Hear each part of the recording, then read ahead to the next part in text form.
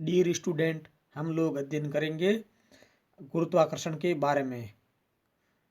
Class 9th का विज्ञान विषय का 10वां चैप्टर है गुरुत्वाकर्षण। न्यूटन का गुरुत्वाकर्षण का सार्वत्रिक नियम प्रतिक्रिया उत्प्लावन बल F है और गुरुत्वीय त्वरण G बराबर 9.8 मीटर प्रति वर्ग सेंटीमीटर। बल F बराबर बल का सूत्र G m1 m2 अपान r स्क्वायर, जहाँ G है गुरुत्वाकर्षण स्थिरांक, m1 वस्तु एक का द्रव्यमान, m2 वस्तु दो का द्रव्यमान और r दो वस्तुओं के बीच की दूरी। उत्प्लावन बल में प्रणोद दाब P बराबर F अपान A, तो P दाब है, F बल है और एक क्षेत्रफल है। गुरुत्वीय त्वरण G बराबर स्मॉल g बराबर कैपिटल M अपान r स्क्वायर। r पृथ्वी की त्रिज्या है, m पृथ्वी का द्रव्यमान है, g गुरुत्वाकर्षण स्थिरांक है। गुरुत्वाकर्षण स्थिरांक का मान 6.67 इंटू 11 की घात -11 न्यूटन मीटर स्क्वायर प्रति किलो ग्राम स्क्वायर। और इसका है बल का है W बराबर भार बराबर द्रव्यमान इंटू गुरुत्वीय त्वरण m इंटू जी। पृथ्वी का गुरुत्वाकर्षण बल, अगर हमें कोई एक पत्थर बिना धक्का दिए फेंकते हैं एक ऊंचाई से, तो वह पत्थर पृथ्वी की ओर त्वरित होता है। जब पत्थर धरती की तरफ त्वरित होता है तो पता चलता है कि कोई एक बल उस पत्थर पर लग रहा है।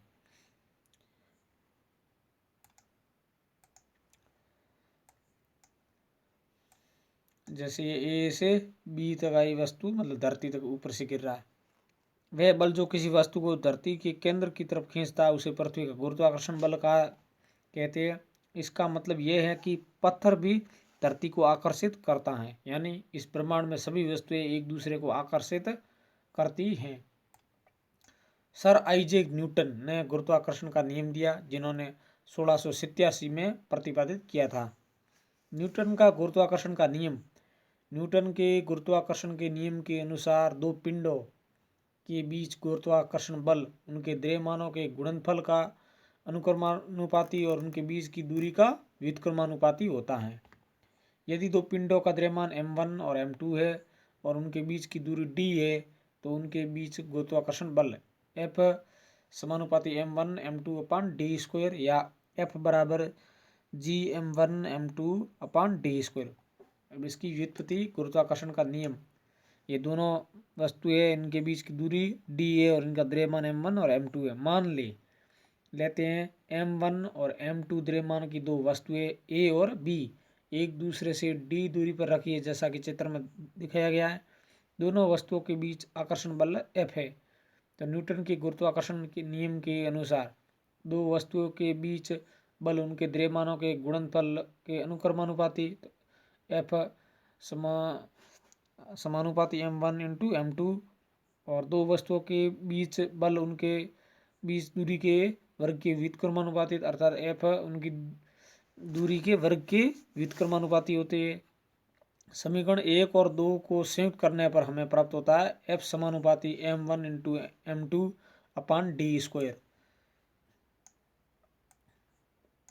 F की इकाई बल की इकाई है न्यूटन और द्रव्यमान की इकाई किलोग्राम में और दूरी है मीटर में। गुरुत्वाकर्षण बल F बराबर G into m1 into m2 अपान डी स्क्वायर, जहाँ G सार्वत्रिक गुरुत्वाकर्षण स्थिरांक कहलाता है। इसका मान किसी भी दो वस्तुओं के लिए सभी स्थानों पर समान होता है। इसका मान 6.67 इंटू 10 की घात -11 न्यूटन मीटर स्क्वायर प्रति वर्ग किलोग्राम। जी को सार्वत्रिक स्थिरांक कहते हैं क्योंकि इसका मान मध्यवर्ती माध्यम की प्रकृति या तापमान या अन्य किसी प्रतिवर्ती पर निर्भर नहीं करता। न्यूटन के गति का तीसरा नियम और गुरुत्वाकर्षण के नियम में संबंध। न्यूटन के तीसरे नियम के अनुसार किसी भी क्रिया के लिए ठीक उसके बराबर लेकिन विपरीत दिशा में प्रतिक्रिया होती है। न्यूटन के गुरुत्वाकर्षण के नियम के अनुसार हर एक वस्तु इस ब्रह्मांड में हर दूसरी वस्तु को आकर्षित करते हैं। स्वतंत्र रूप से गिरा पत्थर और धरती एक दूसरे को आकर्षित करते हैं, अतः पृथ्वी उसे अपने केंद्र की ओर खींचती है। लेकिन न्यूटन की गति के तृतीय नियम के अनुसार पत्थर द्वारा भी पृथ्वी को अपनी ओर खींचना चाहिए, और वास्तव में पत्थर भी पृथ्वी को अपनी तरफ खींचता है। F बराबर m इंटू ए। पत्थर का द्रव्यमान कम होने के कारण उसके वेग में त्वरण 9.8 मीटर प्रति वर्ग सेंटीमीटर होता है, सेकंड होता है, वर्ग सेकंड होता है। लेकिन पृथ्वी का द्रव्यमान अधिक होने के कारण त्वरण 1.65 इंटू 10⁻⁻24 मीटर प्रति वर्ग सेकंड, जो इतना कम होता है कि अनुभव ही नहीं हो सकता। गुरुत्वाकर्षण के सार्वत्रिक नियम का महत्व है। हमें पृथ्वी से बांधे रखने वाला बल, पृथ्वी के चारों ओर चंद्रमा की गति, सूर्य के चारों ओर ग्रहों की गति, चंद्रमा और सूर्य के कारण ज्वार भाटा। मुक्त पतन, जब किसी वस्तु को ऊपर की ओर फेंका जाता है तब यह एक निश्चित ऊंचाई तक पहुंचकर नीचे की ओर गिरना आरंभ कर देती है, क्योंकि उस पर पृथ्वी का गुरुत्वाकर्षण बल आरोपित होता है।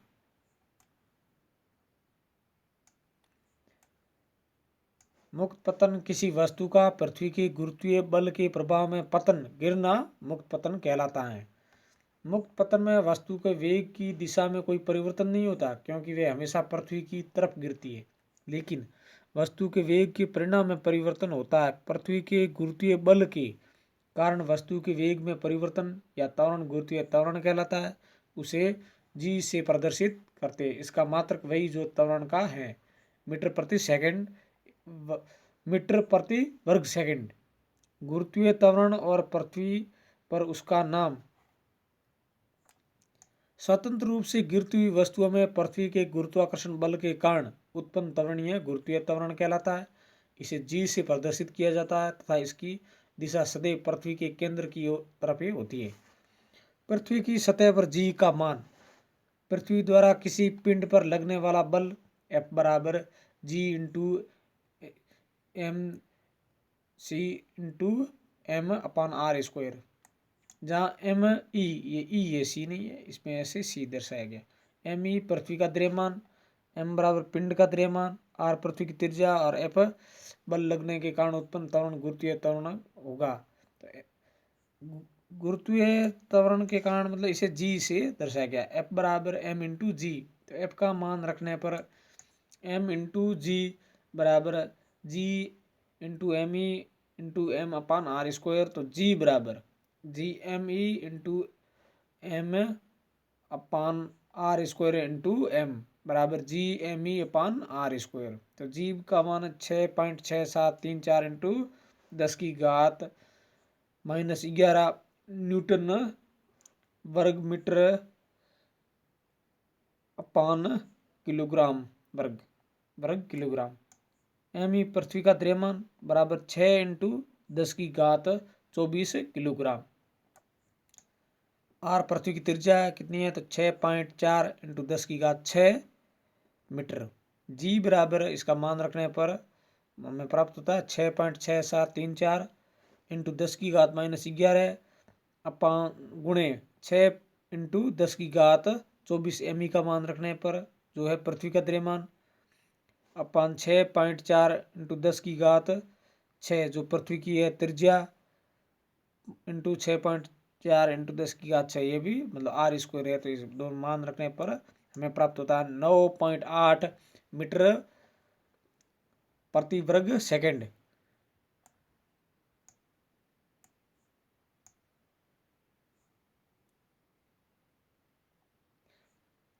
गुरुत्वीय त्वरण और गुरुत्वीय स्थिरांक में संबंध। गुरुत्वीय त्वरण जी व गुरुत्वीय स्थिरांक जी बराबर स्मॉल जी बराबर capital G into M E upon R A square. गुरुत्वीय त्वरण और गुरुत्वीय स्थिरांक में अंतर, इसका मान 9.8 मीटर प्रति वर्ग सेकंड होता है और इसका मान होता है 6.6734 इंटू 10⁻⁻11 न्यूटन वर्ग मीटर प्रति किलोग्राम वर्ग होता है। इसका मान भिन्न भिन्न स्थानों पर भिन्न होता है और इसका मान सदैव स्थिर होता है। इसका मात्रक मीटर प्रति वर्ग सेकंड है और इसका मात्रक है न्यूटन वर्ग मीटर प्रति वर्ग किलोग्राम है। यह एक सदिश राशि है और गुरुत्वीय स्थिरांक एक अदिश राशि है। प्रश्न है 150 ग्राम, एक प्रश्न है 150 ग्राम और 500 ग्राम के पत्थर एक मीनार की चोटी से गिराए जाते तो कौन सा पत्थर पृथ्वी पर पहले पहुंचेगा और क्यों? उत्तर, सर्वप्रथम गैलीलियो ने बताया कि यह अवधारणा बिल्कुल गलत है कि हल्की वस्तु की अपेक्षा भारी वस्तु पृथ्वी पर जल्दी पहुंचती है। अगर दोनों को एक साथ किसी ऊंचाई से गिराया जाए तो एक ही ऊंचाई से गिराए जाने पर भिन्न भिन्न द्रव्यमान के पिंड एक ही साथ पृथ्वी की सतह पर पहुंचेंगे, क्योंकि पृथ्वी की ओर गिरते हुए पिंड का त्वरण उसके द्रव्यमान पर निर्भर नहीं करता। गुरुत्वाकर्षण का नियम इसकी पुष्टि करता है। माना m द्रव्यमान का एक पिंड पृथ्वी के केंद्र से d दूरी से गिराए तो जो पृथ्वी द्वारा लगने वाला गुरुत्वाकर्षण बल F बराबर capital G into m upon D square. तो m पृथ्वी का द्रव्यमान है, लेकिन पत्थर पर लगने वाला बल F बराबर m इंटू ए। F का मान समीकरण 1 में रखने पर, यहाँ रखने पर m into A G M E into M upon D square. तो यहाँ एक त्वरण इसका है, m इसके गुणे में चला जाएगा, g into M E into small m upon D square. m बराबर ये m से m कट जाएगा तो बराबर g into M E upon D square. अतः स्वतंत्र रूप से गिरते हुए पिंड में उत्पन्न त्वरण पृथ्वी के द्रव्यमान और पृथ्वी के केंद्र से उसकी दूरी पर निर्भर करता है। अतः 150 ग्राम व 500 ग्राम के पत्थर ऊपर से गिरने पर एक ही समय सतह पर मतलब पृथ्वी पर पहुंचेंगे। नीचे की ओर गिरती हुई और ऊपर की ओर फेंकी गई वस्तुओं के लिए गति के समीकरण। यदि कोई वस्तु आरंभिक वेग u से नीचे गिर रही है, तब t सेकंड पश्चात अंतिम वेग v बराबर u प्लस gt समीकरण 1, और t सेकंड पश्चात तय की गई दूरी h दूरी मतलब ut प्लस 1/2 gt स्क्वायर समीकरण 2। v1 u व h में संबंध v square u square plus 2gh समीकरण 3। यदि कोई वस्तु विराम की अवस्था में नीचे गिर रही है, तब आरंभिक वेग u बराबर 0, t सेकंड पश्चात वेग होगा v बराबर gt। t सेकंड पश्चात तय की गई दूरी होगी 1/2 gt स्क्वायर। v u व h में संबंध, तो v स्क्वायर बराबर 2gh, क्योंकि इसमें v स्क्वायर बराबर 2gh, क्योंकि इसमें दिया हुआ है u प्रारंभिक वेग 0 है।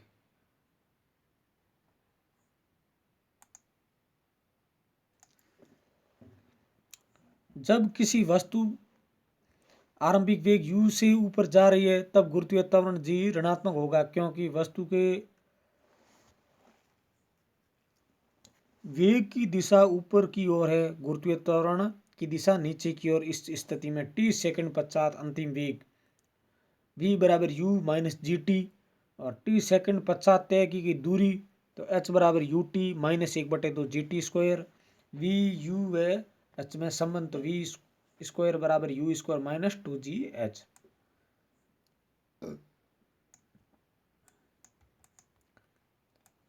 द्रव्यमान और भार। द्रव्यमान किसी वस्तु में निहित पदार्थ का परिणाम द्रव्यमान कहलाता है, या किसी वस्तु के जड़त्व की माप द्रव्यमान कहलाती है। यह एक अदिश राशि है, इसका सिर्फ परिमाण होता है, दिशा नहीं होती। SI मात्रक किलोग्राम है, जिसे kg से प्रदर्शित किया जाता है। किसी वस्तु का द्रव्यमान सर्वत्र समान रहता है, द्रव्यमान को m से दर्शाया जाता है। किसी स्थान पर द्रव्यमान किसी वस्तु का शून्य नहीं होता। भार, किसी वस्तु का भार वह बल है जिसे पृथ्वी उसे अपनी ओर आकर्षित करती है। हम जानते हैं कि बल बराबर द्रव्यमान इंटू त्वरण, तो F बराबर m इंटू ए, और पृथ्वी की गुरुत्वीय बल के कारण त्वरण गुरुत्वीय त्वरण g, तो F बराबर m इंटू जी। लेकिन पृथ्वी द्वारा आरोपित बल भार कहलाता है, उसे W से प्रदर्शित करते हैं। तो W बराबर m/g। अतः भार एक बल है और इसका मात्रक SI मात्रक क्या है, तो न्यूटन है। 1 किलो भार को परिभाषित कीजिए, वे इसका न्यूटन से संबंध लिखना है। हम जानते हैं कि W बराबर m/g। तो अगर द्रव्यमान m बराबर 1 किलोग्राम है तो g का मान है 9.8 मीटर प्रति वर्ग सेकंड। तो इसका है W बराबर 1 है और इसको गुणा करने पर पुनः 9.8 न्यूटन आता है। अतः पृथ्वी का वह गुरुत्वीय बल जो 1 किलोग्राम द्रव्यमान वाली वस्तु पर लगता है 1 किलो भार कहलाता है, जो 9.8 न्यूटन के बराबर है। द्रव्यमान और भार में अंतर।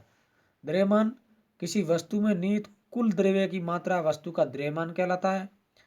जिस गुरुत्वीय बल से पृथ्वी किसी वस्तु को अपने केंद्र की ओर खींचती है वह वस्तु का भार कहलाता है। किसी वस्तु के द्रव्यमान की माप हम वस्तु के जड़त्व की माप से करते हैं और भार बराबर वस्तु का द्रव्यमान इंटू गुरुत्वीय त्वरण या W बराबर m/g। किसी वस्तु का द्रव्यमान सर्वत्र समान रहता है और वस्तु का भार भिन्न भिन्न स्थानों पर भिन्न भिन्न होता है। द्रव्यमान का माप भौतिक तुला द्वारा करते हैं और भार का माप कमानीदार तुला द्वारा करते हैं। ये एक द्रव्यमान एक अदिश राशि है और भार एक सदिश राशि है। किसी स्थान पर g का मान 0 होने पर भी द्रव्यमान का परिमाण नहीं बदलता और किसी स्थान पर g का मान 0 होने पर वस्तु का भार भी 0 हो जाता है। g को मतलब गुरुत्वीय त्वरण को प्रभावित करने वाले कारक g को पृथ्वी के एक पूर्ण गोला नहीं है। पृथ्वी की त्रिज्या ध्रुवों से विषुवत वृत्त की ओर जाने पर बढ़ती है, इसलिए g का मान गुरुत्वीय त्वरण का मान ध्रुवों पर विषुवत वृत्त की अपेक्षा अधिक होता है। अधिकांश मतलब ध्रुवों पर विषुवत वृत्त की अपेक्षा अधिक होता है। अधिकांश गणनाओं के लिए पृथ्वी के पृष्ठ या इसके पास g के मान को लगभग स्थिर मान सकते हैं, लेकिन पृथ्वी से दूर की वस्तुओं के लिए पृथ्वी के गुरुत्वीय बल के कारण त्वरण समीकरण g बराबर gm/d² से ज्ञात किया जा सकता है। अब एक प्रश्न है, पृथ्वी के केंद्र से 12,800 किलोमीटर की दूरी पर गुरुत्वीय त्वरण का मान क्या होगा। हम जानते हैं कि पृथ्वी की त्रिज्या r 6400 किलोमीटर, पृथ्वी के केंद्र से 12,800 किलोमीटर की दूरी बराबर 2r। तो g बराबर g/me/r²। अतः 12,800 किलोमीटर या 2r दूरी होने पर g2 बराबर g/me/2r² बराबर g/me/4r²। g1/g2 बराबर g/me/r² और इसमें ये भाग में g/me/4r² बराबर 4/1। तो g1 ये तो बराबर थी तो ये कट जाएगी, अर्थात g1/g2 बराबर 4/1। तो g1 बराबर 4/g2, g2 बराबर g1/4। अतः पृथ्वी के केंद्र से 12,800 किलोमीटर की दूरी गुरुत्वीय त्वरण का मान पृथ्वी के धरातल से गुरुत्वीय त्वरण का 1/4 होगा। अतः हम कह सकते हैं कि 12,800 किलोमीटर की दूरी पर किसी वस्तु का भार पृथ्वी के भार का 1/4 भाग होगा। चंद्रमा पर किसी वस्तु का भार उसके पृथ्वी के भार का 1/6 होता है। माना कि वस्तु का द्रव्यमान m है, स्मॉल m है, पृथ्वी पर उसका भार अर्थात वह बल जिसे पृथ्वी उसे अपनी ओर खींचती है वह बल होगा। Fe बराबर g/me/m/re²। तो me पृथ्वी का द्रव्यमान और re पृथ्वी की त्रिज्या, चंद्रमा पर वस्तु का भार। Fm बराबर g/mm कैपिटल m/m/m/rm², जहाँ m कैपिटल M और स्मॉल m चंद्रमा का द्रव्यमान और rm चंद्रमा की त्रिज्या। समीकरण 2 को समीकरण 1 से भाग देने पर इसमें इसका भाग देने पर Fm/Fe बराबर g/m/m/rm² इंटू g/me/m/re²। तो इसमें से ये कट जाएगा, जी से जी और एम से एम कट गया। अब पीछे बचा है M M upon M E into R E upon R M का स्क्वायर। एम ई बराबर 1000 चंद्रमा से पृथ्वी का द्रव्यमान लगभग मतलब 100 100 गुना है, और आर बराबर 4 आर ई। तो चंद्रमा से पृथ्वी की त्रिज्या लगभग कितनी है? 4 गुना। F M upon F E बराबर एम इंटू 100 इंटू 4 अपान का होल स्क्वायर। तो ये से कट गया। 16/100 बराबर या 1/6। अतः चंद्रमा किसी वस्तु का भार उसके पृथ्वी के भार का 1/6 है। ध्यान रहे वस्तु का द्रव्यमान पृथ्वी पर वस्तु के द्रव्यमान के बराबर ही होगा, केवल भार में अंतर होता है। मतलब वस्तु चंद्रमा पर हो चाहे कहीं हो, उसका द्रव्यमान वैसा ही रहेगा। ध्यान रहे द्रव्यमान पृथ्वी पर वस्तु के द्रव्यमान के बराबर ही होता है, केवल भार में अंतर होता है। अंतरिक्ष में फेंकी गई वस्तु लगातार पृथ्वी के चारों ओर किस प्रकार घूमती है? यह संभव है कि किसी वस्तु को पृथ्वी के चारों ओर परिक्रमा करने पर बाध्य किया जा सकता है। हम जानते हैं कि जैसे जैसे वस्तु की आरंभिक चाल बढ़ती जाती है, वैसे वैसे वस्तु भी पृथ्वी की सतह के साथ अधिक वक्र होती जाती है। पृथ्वी के गोलाकार होने के कारण उसकी सतह तक आने के लिए और अधिक दूरी तय करनी पड़ती है।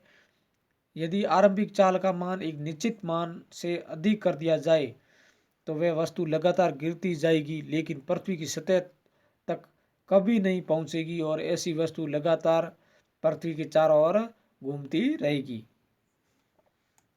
प्रणोद तथा दाब। प्रणोद किसी वस्तु की सतह के लंबवत लगने वाला बल कहलाता है। दाब प्रति एकांक क्षेत्रफल पर लगने वाला प्रणोदाब कहलाता है, मतलब प्रति एकांक क्षेत्रफल पर, और वो है किसी वस्तु की सतह की लंबवत। तो वस्तु की सतह की जो लंबवत लगता है नहीं बल, उसे तो कहते हैं प्रणोद, और प्रति एकांक क्षेत्रफल पर लगने वाला प्रणोद दाब कहलाता है। दाब बराबर प्रणोद बटे क्षेत्रफल। दाब का मात्रक प्रणोद का मात्रक न्यूटन व क्षेत्रफल का मात्रक है मीटर स्क्वायर।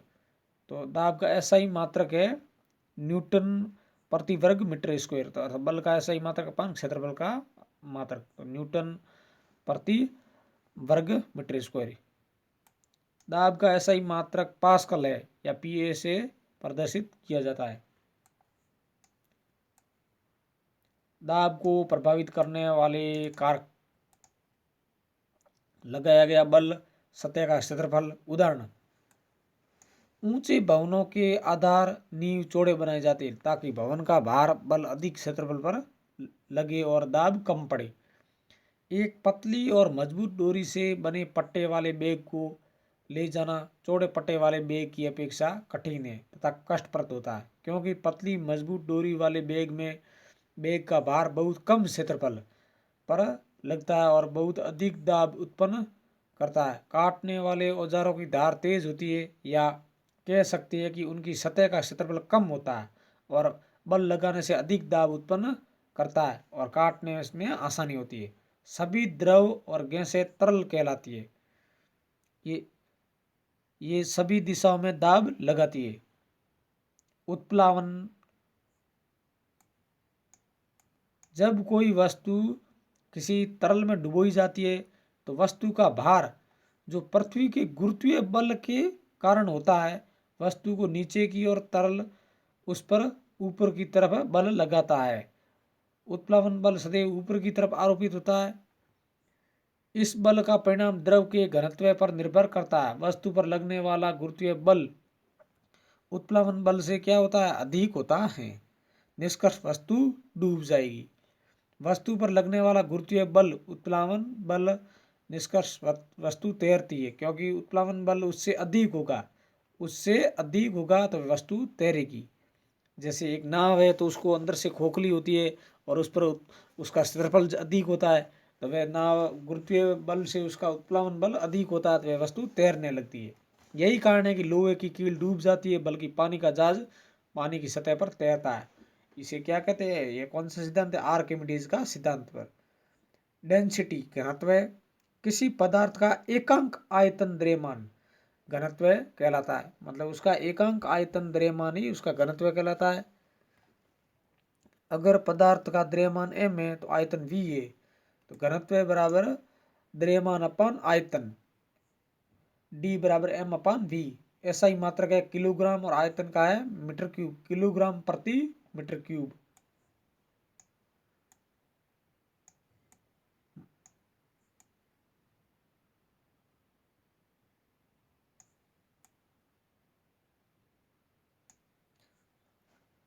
आर्किमिडीज का सिद्धांत। आर्किमिडीज का सिद्धांत जब किसी वस्तु को किसी तरल में पूर्ण या अंशतः डुबोया जाता है तब वह वस्तु ऊपर की तरफ लगने वाले एक बल का अनुभव करती है। यह बल वस्तु द्वारा विस्थापित तरल के भार के बराबर होता है। आर्किमिडीज के सिद्धांत के उपयोग, मान लो कोई वस्तु है वह जैसे ही किसी जल की सतह पर होती है वह जितना जल को हटाती है तो उसका ऊपर उस लगने वाला बल वह उस दोनों के बराबर होता है। जितना वह बल लगाती है नाव पानी पर, पानी उसके समान बल ऊपर की तरफ लगाता है तो वह आर्किमिडीज का सिद्धांत है। यह आर्किमिडीज के सिद्धांत के उपयोग यह पदार्थों का अपेक्षित घनत्व ज्ञात करने में उपयोगी, यह जलयानों और पनडुब्बियों के डिजाइन बनाने में प्रयोग किया जाता है। दुग्धमापी और हाइड्रोमीटर आर्किमिडीज के सिद्धांत पर आधारित है। इसी कारण से लोहे व एवं स्टील का बना एक जलयान इतना बड़ा होते हुए भी जल पर तैरता है लेकिन एक छोटी सी पिन जल में डूब जाती है। आपेक्षित घनत्व। आपेक्षित घनत्व किसी पदार्थ के घनत्व और पानी के घनत्व के अनुपात को आपेक्षित घनत्व कहते हैं। आपेक्षित घनत्व पदार्थ का घनत्व अपान पानी का घनत्व, इसका कोई मात्रक नहीं होता क्योंकि घनत्व का वो मात्रक से मात्रक कट जाता है MQ से।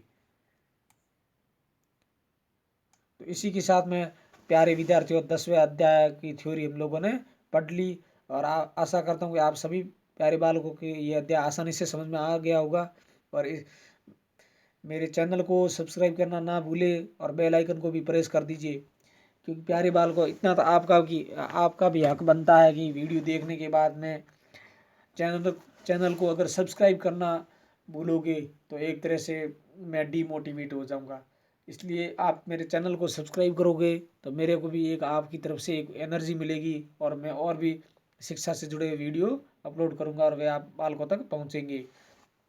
इसी के साथ में मैं प्रकाशचंद पातलिया सभी प्यारे विद्यार्थी जो मेरे वीडियो को देख रहे हैं उनको अपने हृदय की गहराइयों से शुभकामनाएं और वह अपने इस अध्ययन के क्षेत्र में प्रगति दर प्रगति धीरे धीरे मतलब एक तरह सफलता की ओर उनका कदम बढ़ता रहे।